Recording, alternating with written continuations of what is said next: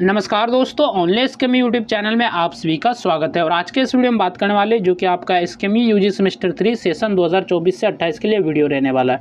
और आज के इस वीडियो में हम लोग कवर करने वाले जो कि आपका सैक पेपर है इंटेलेक्चुअल प्रॉपर्टी राइट्स, और इसके हम लोग जो प्रीवियस ईयर क्वेश्चन के बारे में बात करने वाले। और ये जो क्वेश्चन पेपर है सेमेस्टर 3 सेशन 2023 से 27 में पूछा गया क्वेश्चन है। और ये एग्जाम जो है OMR पे हुआ था, यानी कि MCQ पैटर्न पे एग्जाम हुआ था, जिसमें कि आपके टोटल 50 क्वेश्चन थे और फुल मार्क्स था आपका 75 नंबर, जिनमें कि आपको जो 30 नंबर लाना होता है पास के लिए।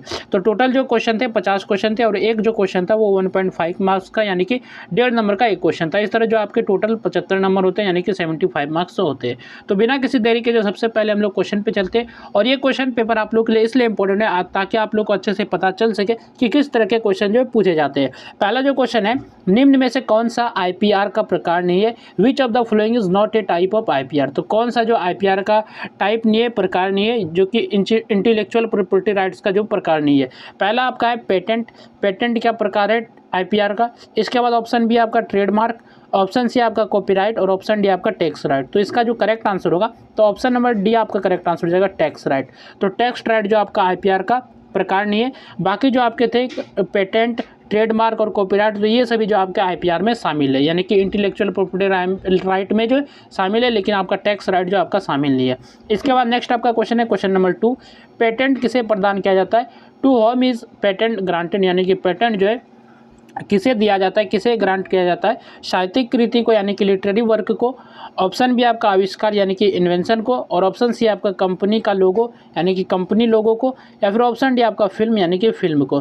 तो जो आपका जो पेटेंट जो दिया जाता है वह इन्वेंशन को दिया जाता है, यानी कि आविष्कार को दिया जाता है। तो ऑप्शन बी आपका करेक्ट आंसर हो जाएगा, इन्वेंशन यानी कि आविष्कार। इसके बाद नेक्स्ट आपका क्वेश्चन है, कॉपीराइट किस कार्य पर लागू होता है? What types of work are protected by copyright? तो किस प्रकार के वर्क पे जो है कॉपीराइट प्रोटेक्टेड होता है, कार्य लागू होता है कॉपीराइट, ठीक है? तो मशीन का आविष्कार पहला है, मशीन इन्वेंशन पर। ऑप्शन बी आपका कलात्मक और साहित्यिक रचनाएं पर, यानी कि आर्टिस्टिक एंड लिटरेरी वर्क पर। ऑप्शन सी आपका औद्योगिक डिजाइन, यानी कि इंडस्ट्रियल डिजाइंस पर। या फिर ऑप्शन डी आपका ब्रांड नेम, यानी कि ब्रांड नेम पे। तो इसका जो करेक्ट आंसर होगा, तो ऑप्शन नंबर बी आपका करेक्ट आंसर हो जाएगा, यानी कि कलात्मक और साहित्यिक रचना, यानी कि आर्टिस्टिक एंड लिटरेरी वर्क पे जो आपका कॉपीराइट जो कार्य लागू होता है। तो कॉपीराइट किस कार्य पर लागू होता है? तो आपका ये जो है कलात्मक और साहित्यिक रचना है, आर्टिस्टिक एंड लिटरेरी वर्क पर। तो ऑप्शन बी इसका करेक्ट आंसर होगा। इसके बाद नेक्स्ट आपका क्वेश्चन है, ट्रेडमार्क सामान्यतः किसकी सुरक्षा करता है? What does a trademark typically protect? जो ट्रेडमार्क होता है वो किसे प्रोटेक्ट करता है मुख्यतः, यानी कि सामान्यतः? नए रासायनिक यौगिक को प्रोटेक्ट करता है, न्यू केमिकल कंपाउंड्स, या फिर किताबें यानी कि बुक्स, लोगो प्रतीक ब्रांड नाम यानी कि लोगो सिंबल एंड ब्रांड नेम को प्रोटेक्ट करता है, या फिर फिल्म की कहानी स्टोरी ऑफ फिल्म को प्रोटेक्ट करता है? तो आपका जो ट्रेडमार्क है ये जो आपका लोगो प्रतीक यानी कि सिंबल और ब्रांड नेम को जो प्रोटेक्ट करता है। तो ऑप्शन सी इसका करेक्ट आंसर हो जाएगा। इसके बाद नेक्स्ट आपका क्वेश्चन है, भौगोलिक संकेत GI टैग किसके लिए दिया जाता है? What is a geographical indication tag given for? यानी कि जो जियोग्राफिकल इंडिकेशन टैग है, तो ये किसके लिए दिया जाता है? व्यक्ति द्वारा बनाए गए आविष्कार पर, यानी कि इन्वेंशन क्रिएटेड बाय इंडिविजुअल, यानी कि जो भी व्यक्ति कुछ आविष्कार किया उसके लिए दिया जाता है ये जियोग्राफिकल इंडिकेशन टैग को। या फिर किसी क्षेत्र की विशेषता वाले उत्पाद को, products of a particular field, यानी कि कोई क्षेत्र जो है कोई चीज़ का उत्पादन करता है, स्पेशल उत्पादन करता है, तो उसे दिया जाता है। या फिर ऑप्शन सी आपका किताबें, यानी कि जो बुक्स को दिया जाता है। या फिर ऑप्शन डी आपका शोध पत्र, यानी कि रिसर्च पेपर। तो इसका जो करेक्ट जो आंसर होगा, तो ऑप्शन नंबर बी आपका करेक्ट आंसर हो जाएगा। जो जियोग्राफिकल इंडिकेशन टैग होता है वो किसी क्षेत्र की विशेषता वाले उत्पाद को दिया जाता है, यानी कि products of a particular field को दिया जाता है। तो ऑप्शन बी इसका करेक्ट आंसर होगा। इसके बाद नेक्स्ट आपका क्वेश्चन है, विश्व बौद्धिक संपदा संगठन यानी कि WIPO WIPO WIPO का मुख्यालय कहाँ है? Where is the WIPO headquarters located? तो WIPO हेडक्वार्टर्स कहाँ लोकेटेड है, तो आपसे पूछा गया है। तो पहला ऑप्शन है आपका पेरिस। क्या ये WIPO हेडक्वार्टर पेरिस में स्थित है? या फिर जेनेवा यानी कि जेनेवा में स्थित है? या फिर ऑप्शन सी आपका लंदन यानी कि लंदन में आपका स्थित है? या फिर टोक्यो यानी कि ऑप्शन नंबर डी आपका टोक्यो? तो इसका जो करेक्ट आंसर हो जाएगा ऑप्शन नंबर बी यानी कि जेनेवा। तो WIPO जो हेडक्वार्टर जो है यहाँ पर जेनेवा पे लोकेटेड है, और जो कि ये आपका स्विट्जरलैंड में पड़ता है। तो कहाँ पर लोकेटेड है? स्विट्जरलैंड में आपका लोकेटेड है, और जगह आपका जेनेवा। तो ऑप्शन बी इसका करेक्ट आंसर होगा। इसके बाद नेक्स्ट आपका जो क्वेश्चन है क्वेश्चन नंबर जो कि आपका 7 है, सॉफ्टवेयर की सुरक्षा किस बौद्धिक संपदा अधिकार द्वारा होती है? यानी कि which type of intellectual property rights protect software? तो सॉफ्टवेयर की सुरक्षा जो है किस आईपीआर के द्वारा की जाती है? पेटेंट के द्वारा, ऑप्शन बी आपका कॉपीराइट, या फिर ऑप्शन सी ट्रेडमार्क, या फिर भौगोलिक संकेत टैग। तो इसका जो करेक्ट आंसर होगा तो ऑप्शन नंबर बी आपका करेक्ट आंसर हो जाएगा, कॉपीराइट। तो कॉपीराइट के द्वारा जो है सॉफ्टवेयर को प्रोटेक्ट किया जाता है इस आईपीआर के जरिए। ऑप्शन बी आपका करेक्ट आंसर होगा। इसके बाद नेक्स्ट आपका क्वेश्चन है, ट्रिप्स समझौता किस संस्था से जुड़ा है? The TRIPS agreement is associated with which organisation? जो ट्रिप्स समझौता है, ये एग्रीमेंट जो है किस ऑर्गेनाइजेशन से यानी कि किस संस्था से जुड़ा है? तो आपका जो है ऑप्शन ए आपका यूनेस्को यानी कि यूएनएसको, यूनेस्को से जुड़ा है। ऑप्शन बी आपका WTO, इसके बाद ऑप्शन सी आपका WHO, या फिर ऑप्शन डी आपका विपो। तो इसका जो करेक्ट आंसर होगा आपका WTO यानी कि वर्ल्ड ट्रेड ऑर्गेनाइजेशन से जुड़ा हुआ है। तो ऑप्शन सी आपका करेक्ट आंसर हो जाएगा। ये जो जुड़ा है वर्ल्ड ट्रेड ऑर्गेनाइजेशन से। तो आपका क्या क्वेश्चन था कि जो ट्रिप्स एग्रीमेंट है, ये ट्रिप्स समझौता किससे जुड़ा हुआ है? तो ट्रिप्स जो समझौता है तो ये आपका WTO यानी कि वर्ल्ड ट्रेड ऑर्गेनाइजेशन से जुड़ा हुआ है। तो ऑप्शन बी आपका करेक्ट आंसर होगा। इसके बाद नेक्स्ट जो आपका क्वेश्चन है, क्वेश्चन नंबर जो कि 9 है,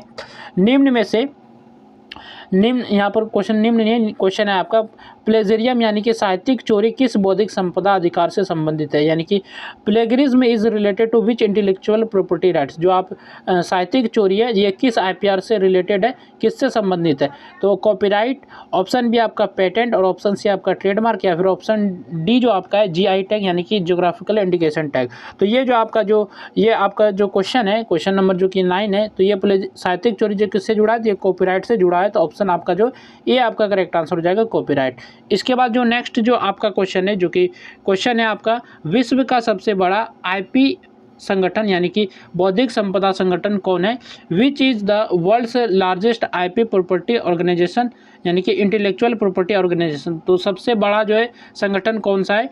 WTO, या फिर ऑप्शन बी आपका है WIPO यानी कि विपो, और ऑप्शन सी आपका यूनेस्को, या फिर ऑप्शन डी आपका जो है UNDP। तो इसका जो करेक्ट आंसर होगा, तो करेक्ट आंसर होगा ऑप्शन नंबर बी यानी कि विपो। तो विपो जो है वर्ल्ड का लार्जेस्ट IP ऑर्गेनाइजेशन है, और ये आपका सबसे जो है लार्जेस्ट है। ठीक है। इसके बाद नेक्स्ट जो आपका क्वेश्चन है, क्वेश्चन नंबर जो 11 है, ट्रिप्स समझौता किस संगठन के अंतर्गत आता है?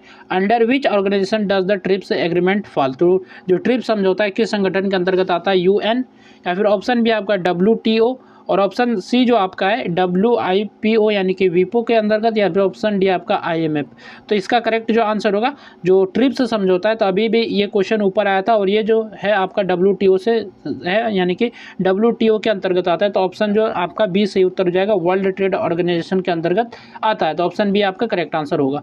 इसके बाद जो नेक्स्ट क्वेश्चन है, क्वेश्चन नंबर जो कि 12 है, WTO का मुख्यालय कहाँ स्थित है? Where is the WTO headquarters located? जो WTO का हेडक्वार्टर है वो कहाँ पर मतलब यहाँ पर स्थित है? तो ये आपका पहला ऑप्शन है न्यूयॉर्क, ऑप्शन बी आपका जेनेवा, ऑप्शन सी आपका पेरिस, ऑप्शन डी आपका लंदन। तो इसका करेक्ट जो आंसर होगा, तो ऑप्शन नंबर बी आपका करेक्ट आंसर हो जाएगा, जेनेवा, जो कि आपका स्विट्जरलैंड में। और ये जो क्वेश्चन आपका फिर से दोबारा से पूछा गया क्वेश्चन है, पहले भी ऊपर ये क्वेश्चन था। तो इसका जो करेक्ट आंसर होगा, ऑप्शन नंबर बी आपका करेक्ट आंसर होगा। इसके बाद नेक्स्ट आपका क्वेश्चन है, ट्रिप्स समझौता मुख्यतः किससे संबंधित है? The TRIPS agreement is primarily concerned with, यानी कि किससे संबंधित है ट्रिप्स समझौता? पर्यावरण कानून यानी कि इन्वायरमेंटल लॉ, या फिर श्रम अधिकार यानी कि लेबर राइट से संबंधित है, या फिर ऑप्शन सी आपका बौद्धिक संपदा अधिकार इंटेलेक्चुअल प्रॉपर्टी राइट से संबंधित, या फिर ऑप्शन डी आपका व्यापार शुल्क यानी कि टैरिफ से सुरक्षा, मतलब कि ये आपका ट्रेड टैरिफ से संबंधित है। या फिर आपका जो करेक्ट जो आंसर होगा, तो ऑप्शन नंबर सी आपका करेक्ट आंसर हो जाएगा। ये जो आपका ट्रिप्स समझौता है यानी कि ट्रिप्स एग्रीमेंट जो है, ये आपका जो संबंधित है, ये बौद्धिक संपदा अधिकार यानी कि इंटेलेक्चुअल प्रॉपर्टी राइट से संबंधित है। तो ऑप्शन सी आपका करेक्ट आंसर होगा। इसके बाद नेक्स्ट आपका क्वेश्चन है, ट्रिप्स समझौता किस वार्ता दौर में पारित हुआ? In which round of negotiation was the TRIPS agreement adopted? Tokyo वार्ता दौर पे, यहाँ पर आपका है उरुग्वे वार्ता दौर पे, या फिर दोहा वार्ता दौर पे। इसके बाद ऑप्शन डी आपका सिंगापुर वार्ता दौर पे। तो इसका जो करेक्ट जो आंसर होगा, तो ऑप्शन नंबर आपका बी आपका करेक्ट आंसर हो जाएगा, उरुग्वे वार्ता दौर पे जो है आपका जो ये एग्रीमेंट एडोप्ट हुआ था यानी कि पारित हुआ था। यहाँ पर इंग्लिश में आपका है उरुग्वे राउंड, तो उरुग्वे राउंड आपका करेक्ट आंसर होगा, ऑप्शन नंबर बी। इसके बाद नेक्स्ट आपका क्वेश्चन है, ट्रिप्स समझौता में कौन सा बौद्धिक संपदा अधिकार शामिल है, यानी कि कौन सा IPR इसमें शामिल है? विच IPR is included in trips agreement? जो ट्रिप्स समझौता है, ट्रिप्स एग्रीमेंट इसमें कौन सा IPR इसमें शामिल है? पहला आपका है पेटेंट, ऑप्शन बी आपका ट्रेडमार्क, ऑप्शन सी आपका कॉपीराइट और ऑप्शन डी जो आपका है उपरोक्त सभी यानी कि ऑल ऑफ द एबव। तो इसका करेक्ट आंसर हो जाएगा option number D all of the above, यानी कि सभी आईपीआर इसमें शामिल है, पेटेंट, ट्रेडमार्क और कॉपीराइट। इसके बाद नेक्स्ट आपका क्वेश्चन है जो कि क्वेश्चन नंबर जो कि आपका 16 है, अनिवार्य लाइसेंसिंग किस बौद्धिक संपदा अधिकार से संबंधित है? Compulsory licensing is related to which IPR? जो कंपल्सरी लाइसेंस है यानी कि अनिवार्य लाइसेंसिंग है, यह किससे संबंधित है? कॉपीराइट, ट्रेडमार्क या फिर पेटेंट या फिर ऑप्शन नंबर डी आपका जो है भौगोलिक संकेत टैग। तो इसका जो करेक्ट जो आंसर होगा, तो करेक्ट आंसर होगा आपका पेटेंट, यानी कि ऑप्शन नंबर सी आपका correct answer, option number C यहाँ पर आपका जो है सही उत्तर जाएगा पेटेंट। तो पेटेंट जो आपका करेक्ट आंसर है। तो यहाँ पर क्या क्वेश्चन था? क्वेश्चन था कि अनिवार्य लाइसेंसिंग किस आईपीआर से जो संबंधित है? ये आपका पेटेंट से संबंधित है। इसका करेक्ट आंसर होगा ऑप्शन नंबर सी। इसके बाद नेक्स्ट जो आपका क्वेश्चन है, क्वेश्चन नंबर जो 17 है, ट्रिप्स का मुख्य विवादास्पद क्षेत्र यानी कि कौन सा जो है? The man controversial area of trips. तो मैन कंट्रोवर्शियल एरिया बताना है ट्रिप्स का। फिल्मों की पायरेसी ऑफ मूवीज, कृषि पर सब्सिडीज ऑन एग्रीकल्चर, या फिर ऑप्शन सी आपका जेनेरिक दवाई यानी कि जेनेरिक मेडिसिन, या फिर ऑप्शन डी आपका यहाँ पर ऑप्शन डी जो आपका है श्रम प्रवासन, यहाँ पे लेबर माइग्रेशन। तो इसका जो करेक्ट जो आंसर होगा, ये करेक्ट आंसर होगा ऑप्शन नंबर सी, यानी कि जेनेरिक दवाई, जेनेरिक मेडिसिन। तो यहाँ पर क्वेश्चन था कि ट्रिप का मुख्य विवादास्पद क्षेत्र यानी कि the man controversial area of trips. तो मैन जो कंट्रोवर्शियल एरिया था ट्रिप्स का, तो ऑप्शन सी आपका करेक्ट आंसर हो जाएगा जेनेरिक दवाई, जेनेरिक मेडिसिन।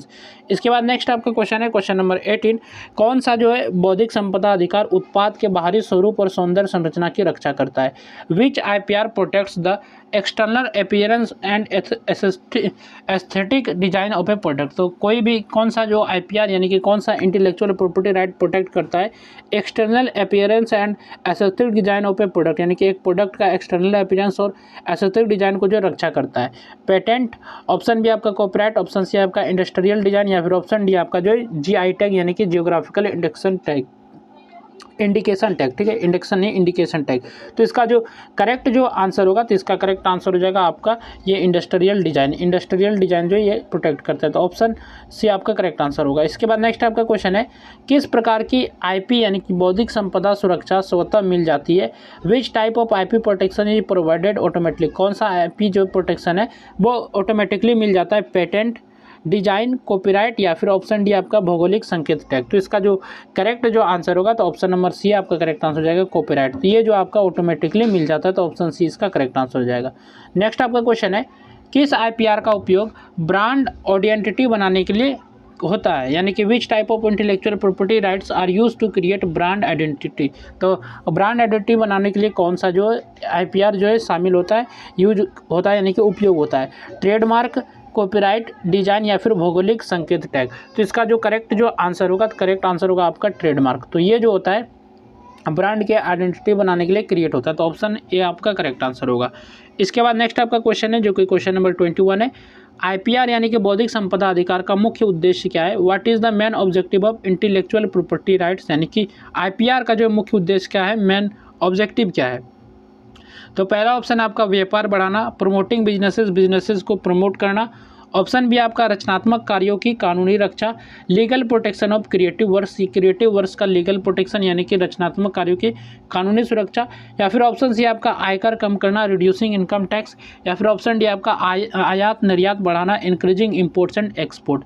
तो इसका जो करेक्ट जो आंसर होगा, तो ऑप्शन नंबर बी आपका करेक्ट आंसर हो जाएगा रचनात्मक कार्यों की कानूनी सुरक्षा, legal protection of creative works. तो यहाँ पर जो मेन ऑब्जेक्टिव जो है आईपीआर का इंटेलेक्चुअल प्रॉपर्टी राइट्स का, वो है कि आप रचनात्मक कार्यों की कानूनी सुरक्षा, legal protection of creative works. तो ऑप्शन बी आपका करेक्ट आंसर होगा। इसके बाद नेक्स्ट आपका क्वेश्चन है, लोगो यानी कि प्रतीक चिन्ह की सुरक्षा किस विंग में आती है? Which wing is responsible for protecting the logo, यानी कि लोगो जो किस विंग में प्रोटेक्ट की जाती है, किसके लिए रिस्पॉन्सिबल है? पेटेंट, कॉपीराइट, ट्रेडमार्क या फिर ऑप्शन डी आपका इंडस्ट्रियल डिजाइन यानी कि इंडस्ट्रियल डिजाइन के लिए। तो इसका जो करेक्ट जो आंसर होगा, तो ऑप्शन नंबर सी आपका करेक्ट आंसर हो जाएगा ट्रेडमार्क। तो ट्रेडमार्क आपका करेक्ट आंसर होगा। तो लोगो यानी कि प्रतीक चिन्ह की सुरक्षा किस विंग में आती है? तो ये आपका जो ट्रेडमार्क में आता है। ठीक है, नेक्स्ट आपका क्वेश्चन है जो कि क्वेश्चन नंबर जो आपका 23 है, कौन सा सेक्शन यानी कि कौन सा धारा सरकार को ई कॉमर्स साइट सहित वेबसाइट्स को ब्लॉक करने का अधिकार देता है। तो ये कौन सी जो धारा है, जो भी ई कॉमर्स साइट है यानी कि बिजनेसेस वाले साइट है जहाँ पर आप प्रोडक्ट को ऑनलाइन जो है बुक सेल या फिर जो आप बाय कर सकते हैं, तो उसको ब्लॉक करने का अधिकार देता है कौन सा section. Which section empowers the government to block websites including e commerce site. Section 67 यानी कि सेक्शन 67, सेक्शन 69, सेक्शन 43A या फिर सेक्शन मतलब डी नंबर जो ऑप्शन है आपका सेक्शन 66F। तो इसका जो करेक्ट जो आंसर है, तो करेक्ट आंसर है आपका ऑप्शन नंबर बी यानी कि सेक्शन 69A। तो ये जो यहाँ पर जो ऑप्शन है ये सी आपका गलत है, तो ऑप्शन नंबर बी आपका करेक्ट आंसर हो जाएगा। ये जो एक्ट है, ये एक्ट जो 2000 में आया था, जो कि आपका जो है IT एक्ट 2000 है, और ये सेक्शन जो आपका 69 है यानी कि हिंदी में बोले तो सेक्शन आपका 69A जो है सरकार को आवश्यक परिस्थिति में यानी कि जब ज़रूरत पड़े तो वो जो किसी भी वेबसाइट को ई कॉमर्स साइट्स को ब्लॉक कर सकती है। तो ऑप्शन बी आपका करेक्ट आंसर हो जाएगा। ठीक है, इसके बाद नेक्स्ट जो आपका क्वेश्चन है, जो कि क्वेश्चन नंबर 24 है, निम्नलिखित में से कौन सा ई कॉमर्स से जुड़ा साइबर अपराध है। Which of the following is a cyber crime related to e commerce. तो कौन सा अपराध जो है साइबर क्राइम है ई कॉमर्स से जुड़े हुए। फिशिंग यानी कि यहाँ पर स्पेलिंग है आपका फिशिंग और हिंदी में आपका फिशिंग। ठीक है, ऑप्शन बी आपका तस्करी स्मगलिंग, ऑप्शन सी आपका आगजनी यानी कि आर्सन, इसके बाद ऑप्शन डी आपका अत्याचार यानी कि ट्रेसपास। तो इसका जो करेक्ट जो आंसर होगा, तो ऑप्शन नंबर ए आपका करेक्ट आंसर हो जाएगा। फिशिंग जो आपका एक साइबर क्राइम है यानी कि ई कॉमर्स से रिलेटेड। तो फिशिंग जो एक साइबर अपराध है जिसमें कि होता है कि नकली वेबसाइट या फिर ईमेल के माध्यम से जो लोगों की जो व्यक्तिगत और बैंकिंग जानकारी जो है चुराई जाती है, तो ये होता है आपका फिशिंग। इसके बाद नेक्स्ट जो आपका क्वेश्चन है, जो कि क्वेश्चन नंबर 25 है, भारत में ऑनलाइन पेमेंट यानी कि ऑनलाइन भुगतान के लिए कौन सा कानून पेमेंट सिस्टम को नियंत्रित करता है। For online payments in India which law governs payment system.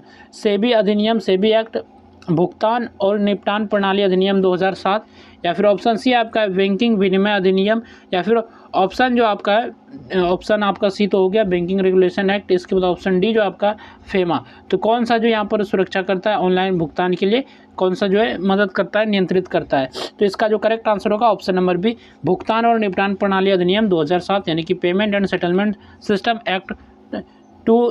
तो ये आपका जो क्वेश्चन बी आपका सेव हो जाएगा। ठीक है, यहाँ पर थोड़ा सा मैं बोल नहीं पाया। तो भारत में जो ऑनलाइन पेमेंट का ये कौन सा कानून पेमेंट सिस्टम को नियंत्रित करता है, तो ये जो नियंत्रित करता है payment and settlement system act, ये एक्ट करता है। ठीक है, नेक्स्ट जो आपका क्वेश्चन है, ऑनलाइन झूठे या भ्रामक विज्ञापन के लिए दायित्व इसके अंतर्गत आता है, यानी कि लायबिलिटी फॉर ऑनलाइन फॉल्स और misleading advertisement is covered under. तो ये जो ऑनलाइन फॉल्स या फिर मिसलीडिंग एडवर्टीजमेंट है, ये किसके अंदर आते हैं, यानी कि CPA 2019 यानी कि CPA 2019 के बीच आते हैं, या फिर फेमा, या फिर कंपनी अधिनियम, या फिर अनुबंध अधिनियम। तो इसका जो करेक्ट जो आंसर होगा, तो करेक्ट आंसर होगा आपका ऑप्शन नंबर ए यानी कि CPA 2019। तो इसके अंतर्गत आते हैं ऑनलाइन फॉल्स और मिसलीडिंग एडवर्टीजमेंट, ये जो आते हैं CPA 2019 के अंतर्गत है। इसके बाद नेक्स्ट आपका क्वेश्चन है, निम्नलिखित में से कौन सा ई कॉमर्स का प्रकार नहीं है। Which of the following is not a type of E commerce. तो ई कॉमर्स का कौन सा इनमें से जो प्रकार नहीं है।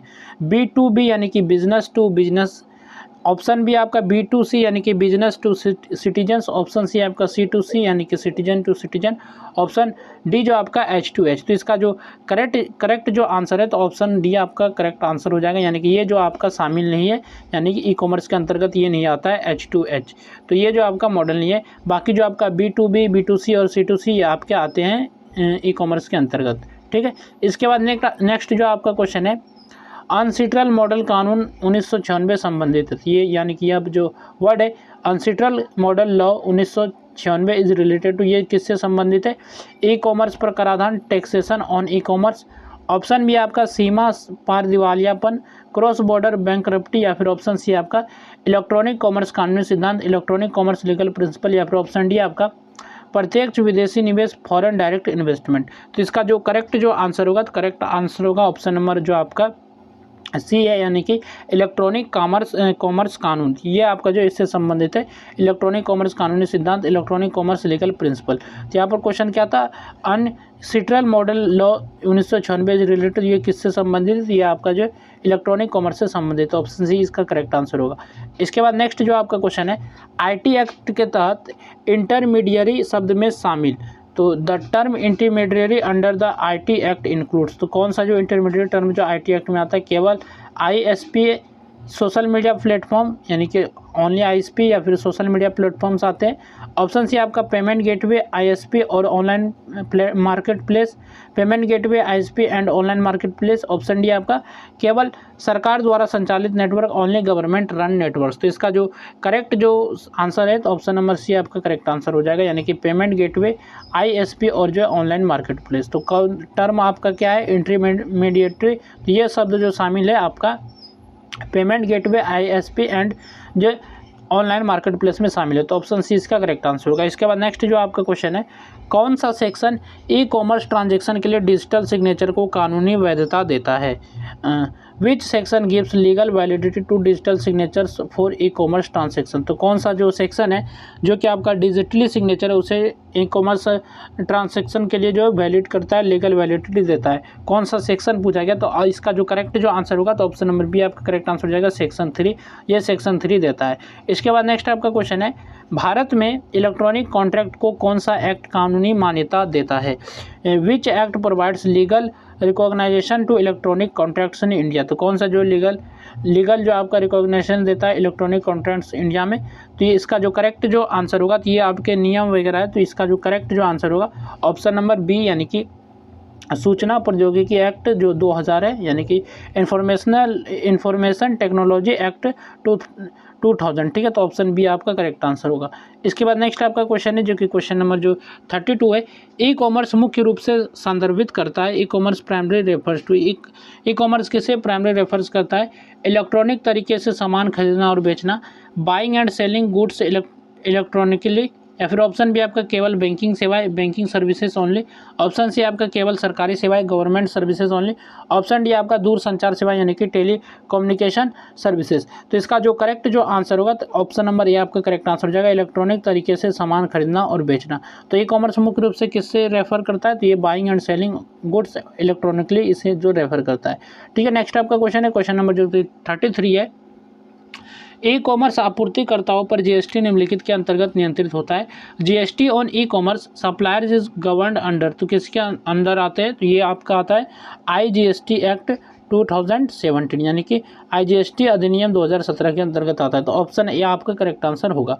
इसके बाद नेक्स्ट जो आपका क्वेश्चन है, जीआई टैग भारत में कौन जारी करता है? यानी कि जो आपका जियोग्राफिकल इंडिकेशन टैग है ये कौन जारी करता है? Who issues GI tags in India?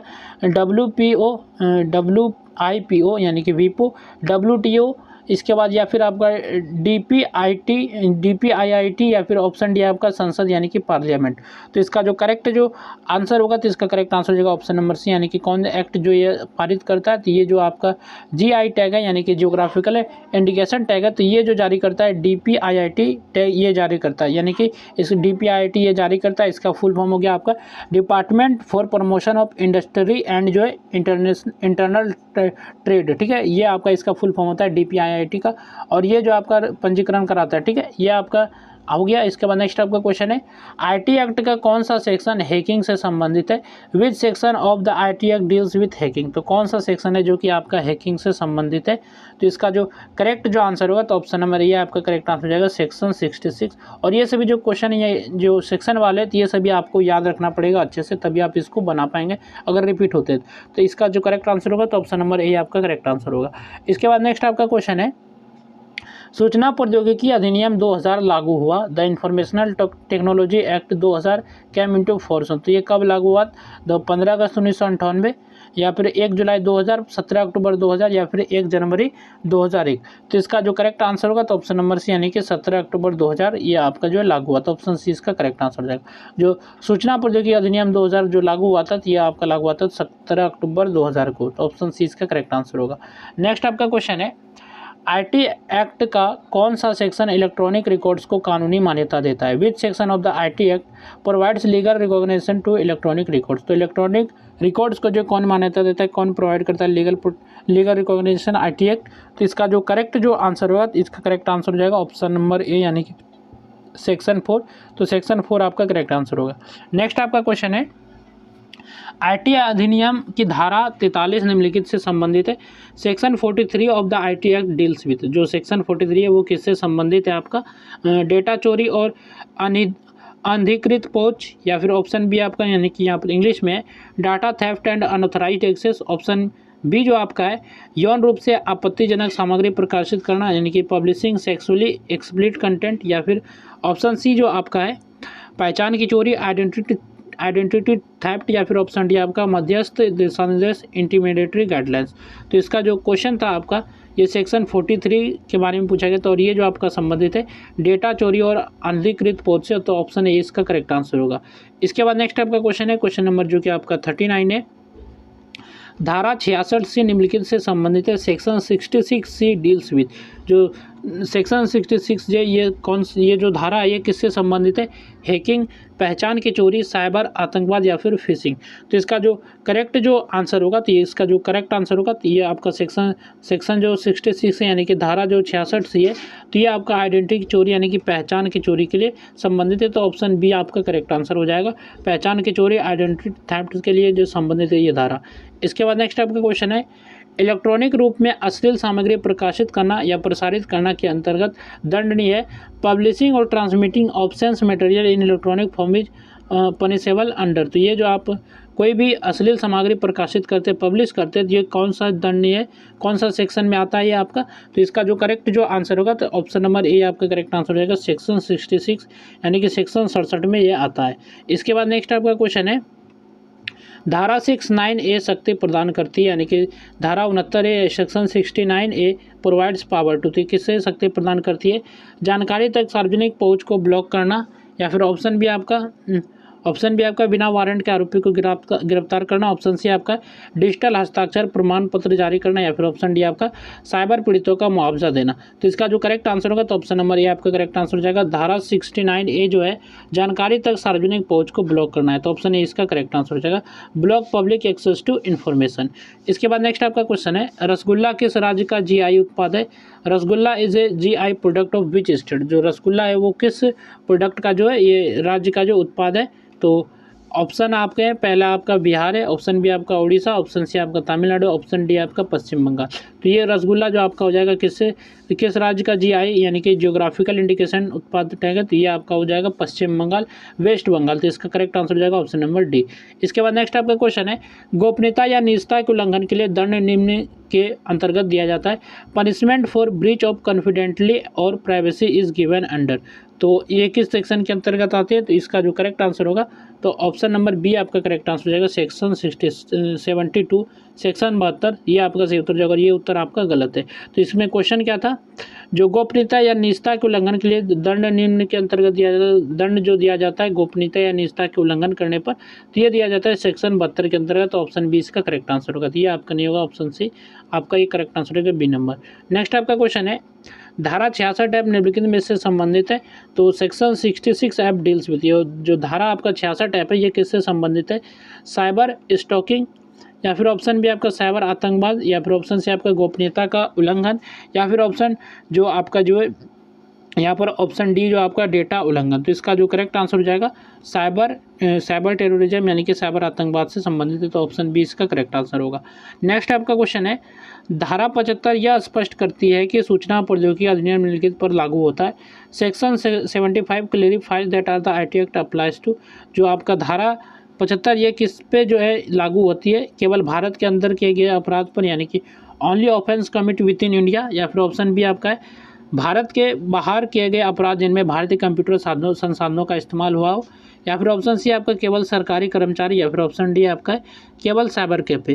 तो इसका जो करेक्ट जो आंसर होगा तो ये आपका करेक्ट आंसर होगा ऑप्शन नंबर बी, यानी कि भारत के बाहर किए गए अपराध जिनमें भारतीय कंप्यूटर संसाधनों का इस्तेमाल हुआ हो, options committed outside India involving Indian computer resources, ये आपका करेक्ट आंसर होगा ऑप्शन नंबर बी।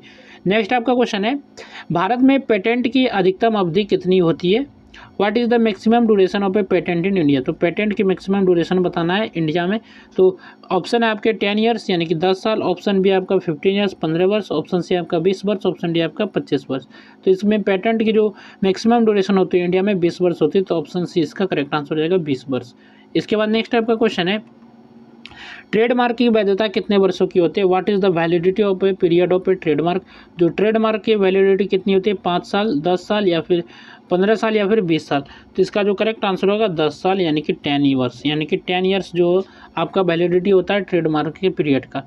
इसके बाद नेक्स्ट आपका क्वेश्चन है, ट्रेड सीक्रेट का उदाहरण है, this is an example of a trade secret. तो कौन सा एग्जाम्पल है ट्रेड सीक्रेट का?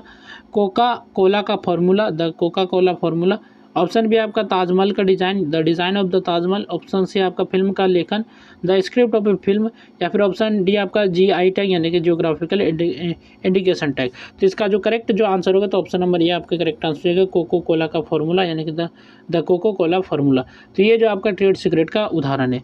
इसके बाद नेक्स्ट आपका क्वेश्चन है, पेटेंट केवल किन शर्तों पर दिया जाता है? Under what condition of patent granted? तो किस कंडीशन पे पेटेंट को ग्रांट किया जाता है, दिया जाता है पेटेंट के शर्तों पर, यानी कि किन शर्तों पर दिया जाता है पेटेंट?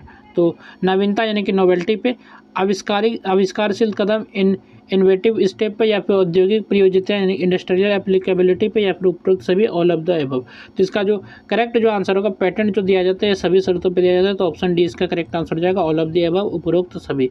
इसके बाद नेक्स्ट जो आपका क्वेश्चन है, विश्व व्यापार संगठन यानी कि WTO यानी कि वर्ल्ड ट्रेड ऑर्गेनाइजेशन का स्थापना कब हुई? When was the WTO established? तो कब ये एस्टेब्लिश्ड हुआ था? तो ऑप्शन जो आपका करेक्ट आंसर है ऑप्शन नंबर सी 1995। जो WTO स्थिर मतलब कि वर्ष विश्व व्यापार संगठन है, वर्ल्ड ट्रेड ऑर्गेनाइजेशन, इसकी जो स्थापना हुई थी 1995 में हुई थी। तो ऑप्शन सी इसका करेक्ट आंसर होगा। तो यहाँ तक हम लोगों ने टोटल जो 50 क्वेश्चन कर लिए, जो कि आपका सब्जेक्ट था सेक पेपर इंटेलेक्चुअल प्रॉपर्टी राइट्स। तो इसके हम लोगों ने जो आंसर की करा दिए, तो आप लोग जो सभी क्वेश्चन को एक बार अच्छे से तैयार कर लीजिएगा। कम से कम आप जो वीडियो को 2 बार देखिएगा, तभी जो आप क्वेश्चन जो आपको अच्छे से याद हो जाएंगे। और जो भी सेक्शन वाले क्वेश्चन थे जिनमें कि धारा के बारे में पूछा गया, तो उसको आप जो अलग से नोट कर लीजिएगा और उसको अच्छे से पढ़ने की कोशिश कीजिएगा, क्योंकि वो सभी जो क्वेश्चन काफ़ी इंपॉर्टेंट लगे मेरे, मतलब कि काफ़ी इंपॉर्टेंट तो नहीं बोलूँगा, लेकिन जो आप लोग उन सब क्वेश्चन को एक बार ज़रूर से देख लीजिएगा। तो चलिए फिर मिलते हैं नेक्स्ट वीडियो में। इस वीडियो में बस इतना ही।